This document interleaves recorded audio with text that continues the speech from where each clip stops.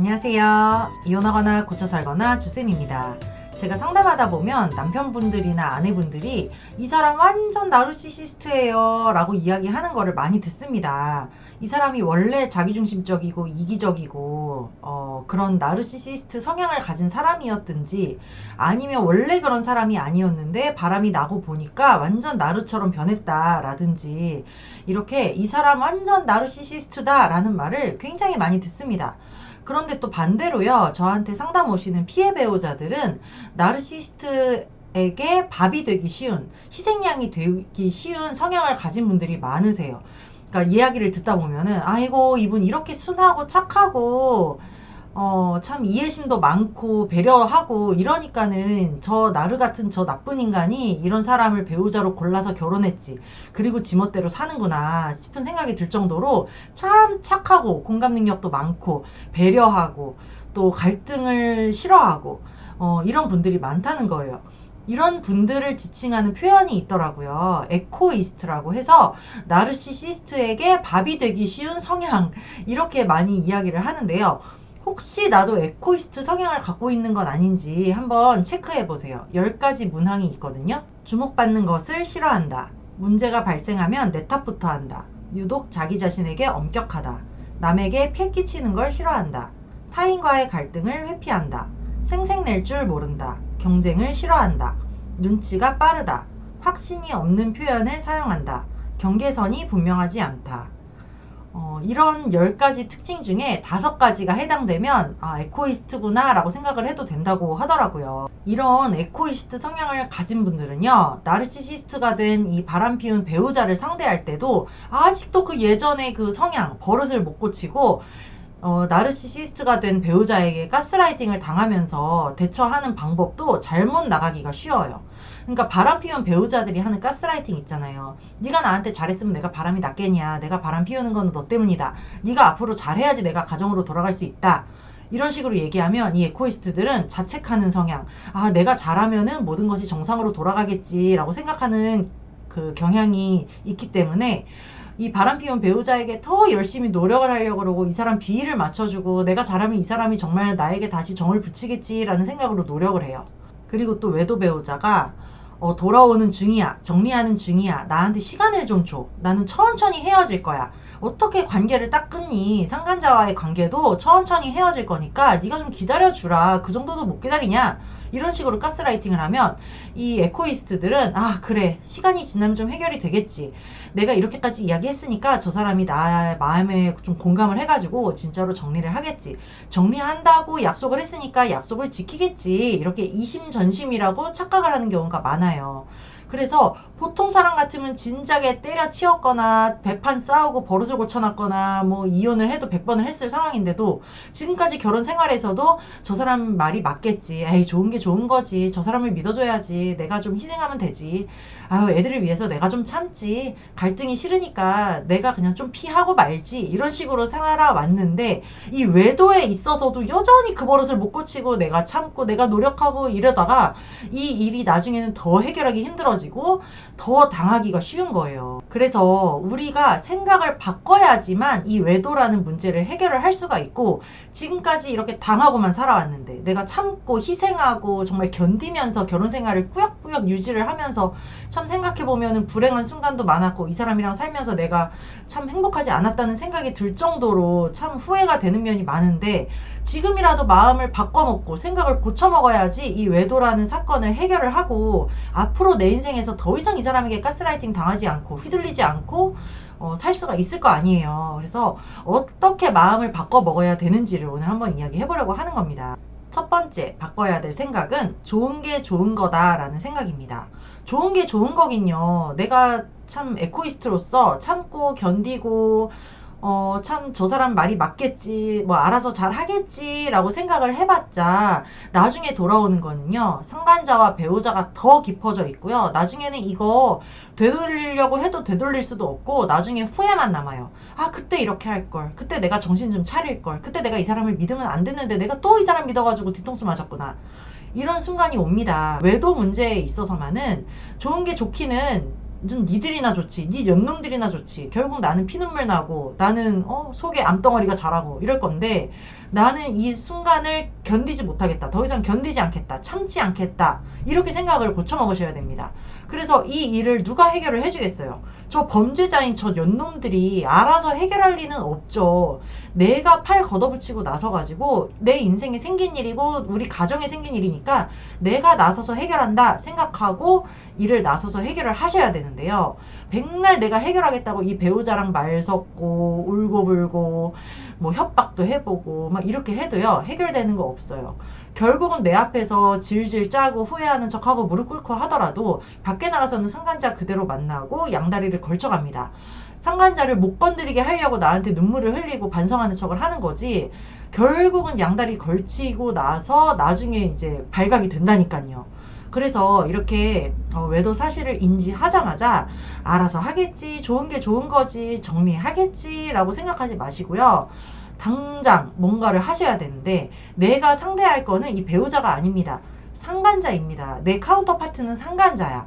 내가 배우자를 상대해봤자 나 또 가스라이팅 당하고 나만 괴롭고 나만 또 미친년 되는 거야. 그러니까 상간자를 상대해서 이 상간자를 떼낸다, 이렇게 가닥을 잡으시고 내가 열심히 노력을 해서 상간자를 상대를 해야지, 좋은 게 좋은 거지, 이 사람이 알아서 하겠지라고 생각하고서는 시간만 보냈다가는 나중에 정말 후회할 일이 생깁니다. 두 번째 바꿔야 될 생각은 내 탓이다. 내가 노력해야지. 내가 잘하면 되겠지. 라는 생각입니다. 이 생각을 어떻게 바꿔야 되냐면요. 아니, 내가 뭘 잘못했는데, 이렇게 좀 뻔뻔해지셔야 돼요. 아니, 이 바람 피운 사람, 나르시시스트, 상간자들 얼마나 뻔뻔해요. 지가 남의 가정 깨뜨려 놓고 바람 펴놓고 죽을 죄 지어놓고서는 눈 동그랗게 뜨고 내가 뭘 그렇게 잘못했냐고 막 이지랄하는 인간들이잖아요. 그런데 이 착하디 착한 에코이스트들 맨날 자기가 당하고도 자책을 해요. 내가 좀 잘할걸. 내가 그때 좀 잘할걸. 아, 내가 이 사람이 나한테 섹스하자고 할 때 내가 좀 해줄걸. 이 사람이 나한테 그때 불평불만 이야기할 때 내가 좀 귀 기울여 들어줄걸. 이 사람이 나한테 대화하자 뭐 하자 했을 때 내가 좀 적극적으로 경청해줄걸. 공감해줄걸 하면서 막 후회를 하세요. 이렇게 우리들은 후회하고 자책하고 그렇게 되다 보면 또 생각이, 아, 그래, 앞으로 잘해야 되겠다. 내가 앞으로 잘하면 이 사람이 좀 달라지겠지? 이렇게 생각을 해서 밑 빠진 독에 물을 겁나게 부어대는 거야. 막, 이 배우자는 나를 이렇게 가스라이팅 해놓고 나가가지고 계속해서 상간자랑 관계를 유지하는데, 이 뒤통수에다 대고 백날 밑 빠진 독에 물을 막 부어요. 백날 잘해줘봐라. 이 사람이 감동받아서 돌아오는지. 자책 백날 하고서는 노력해봐라. 돌아오는지. 그러니까 이게 바람피운 배우자가 우리를 가스라이팅 할 때, 네가 집안일을 잘 열심히 안 해서 집구석이 더러워서 집에 들어오기가 싫어서 내가 바람을 피웠다. 네가 나와의 성관계를 거부해서 내가 나가서 딴 사람이랑 할 수밖에 없었다. 네가 언제나 아침밥이나 차려줘봤냐. 상간녀는 맨날 나 도시락 싸와가지고 내 밥부터 챙기는 여자다.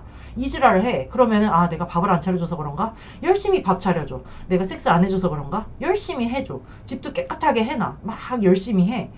그러면 뭐 하냐고요. 아직도 상간자랑 붙어먹고 있는데. 그래서 이 외도라는 사건을요, 우리 둘 사이에 문제가 생겼다라고 생각을 하면 안 됩니다.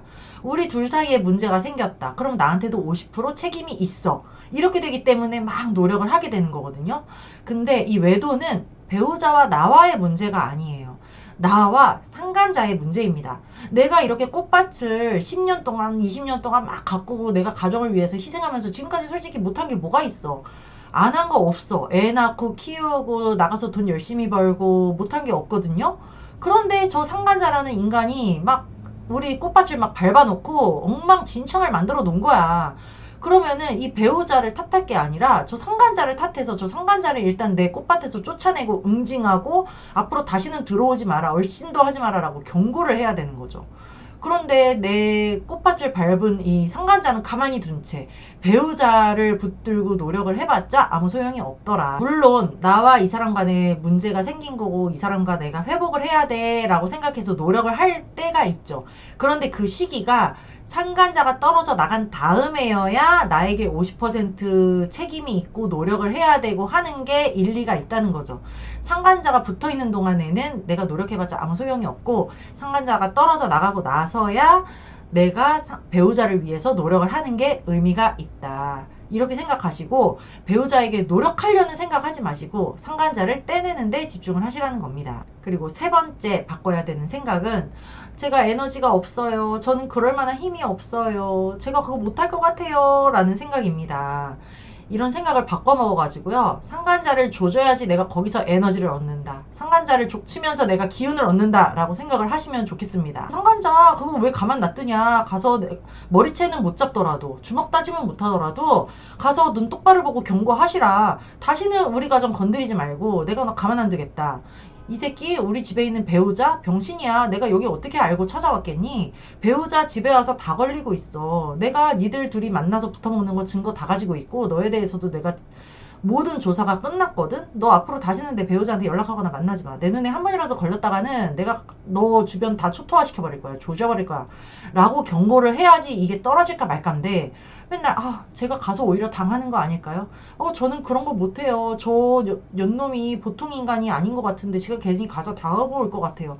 저 혼자 가야 될까요? 혼자는 절대 못 갈 것 같은데 같이 가주시면 안 돼요? 막 이러신단 말이에요. 그런데 아니 내가 왜 혼자 못 가? 나도 성인이고 내가 이렇게 지금 피해 입어가지고 피가 철철 흐르고 있는데 내가 이런 상태에서 더 막 들고 일어나가지고 내가 당한 만큼 갚아주겠다는 생각으로 덤벼야 저것이 겁을 먹고 떨어질 건데 나는 그런 거 못할 것 같아. 저는 못해요. 저는 그런 거 해본 적 없어요. 라고 하면은 정말 쟤네들은 끝나지 않는다니까요. 그래서 제가 늘 말씀을 드리는 게 진짜 용기 내서 한번 가서 상간자 얼굴 한번 보세요. 보면요 없던 기운도 샘솟아 납니다. 만약에 저 연놈이 눈 딱 내리깔고 죄송합니다 잘못했습니다 다시는 안 만날게요 무릎까지 꿇고 싹싹 빈다 그러면 또 거기서 또 역시 하면서 기운이 나는 거고요. 만약에 저것들이 개념이 없어가지고 당신 배우자한테 가서 그러지 왜 저한테 그러세요? 라고 말눈광 스타일이다. 그러면 거기서 또 열이 받는 거야. 이게 어디서 눈을 동그랗게 뜨고 나한테 대드냐. 상간자 주제에 눈 깔아라. 내가 너 가만 안 둔다고 했지 하면서 나도 모르게 막 주먹이 나가고 이렇게 될 수가 있어. 그러면 또 거기서 에너지가 나는 거거든요. 그래서 제가 맨날 상간자 박살내시라라고 보내가지고 갔다 와서 이제 간증들을 듣잖아요. 그러면 후회하는 사람 한 명도 없어요. 서울에서 부산까지 KTX 타고 갔다 오신 분, 서울에서 강릉까지 뭐 버스 타고 갔다 오신 분, 뭐 어디 저 아랫지방까지 막 이렇게 막 갔다 오신 분들도 가길 너무 잘했다. 안 갔으면 내가 너무 후회할 뻔했다. 속이 후련하다. 딱 가서 내가 딱 그녀놈 앞에 딱 섰더니 표정부터가 완전 사색이 돼버리는데 그때부터 내가 막 없던 기운도 나고 이미 내가 카페를 통해서 선생님과의 상담을 통해서 멘트를 잘잘잘잘 예상하고 외워갔기 때문에 한마디도 안 지고 내가 하고 싶은 말 다 하고 와서 이제 나는 정말 두 발 뻗고 잘 수 있을 것 같고 밥도 먹히더라 막 이런 얘기를 하세요. 그래서 제가 맨날 갔다 오라는 게 가정을 지키려면 그 정도는 해야지. 그리고 그거 하고 싶어서 하는 사람 얼마나 있어요? 남한테 욕하고 머리채 잡고 이거 하고 싶어서 하는 사람 없어요.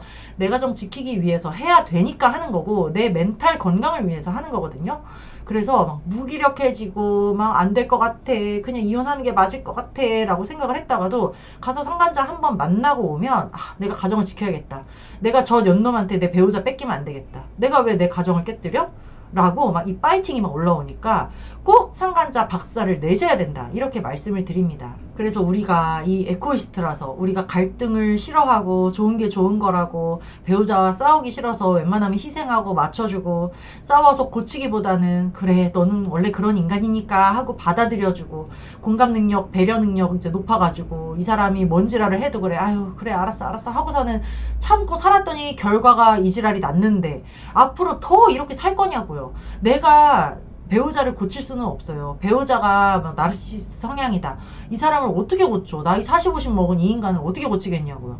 결국은 내가 바뀌어야 되는 거고 내가 이런 사람이고 저 사람이 저런 사람인 거를 알았으면 내가 내 행동을 바꿔서 내가 기운을 내야 되는 거지 이 배우자가 내 마음을 알아주고 배우자가 나를 위해서 성향을 바꿔줄 거라고 기대를 해서는 안 되겠죠. 그래서 배우자의 외도를 안 이상은 우리가 예전과 똑같이 살지 않았으면 좋겠습니다. 이번에는 진짜 이혼할 각오로 싸워가지고 이 사람 외도를 끝장내고 가정을 지키든지 아니면 진짜 이혼할 각오로 이혼 준비에 임해가지고 독한 맘 먹고 한번 준비를 해보든지 이렇게 조금 우리가 독한 맘을 먹었으면 좋겠어요. 이거나 보거나 카페에 들어오시면 제가 쓴 칼럼도 있고 다른 분들의 사연도 있고 뭐 이혼하신 분들의 후기도 많으니까요. 이거나 보거나 카페에 들어오셨으면 좋겠습니다. 여러분 안녕. 다음 시간에 또 만나요.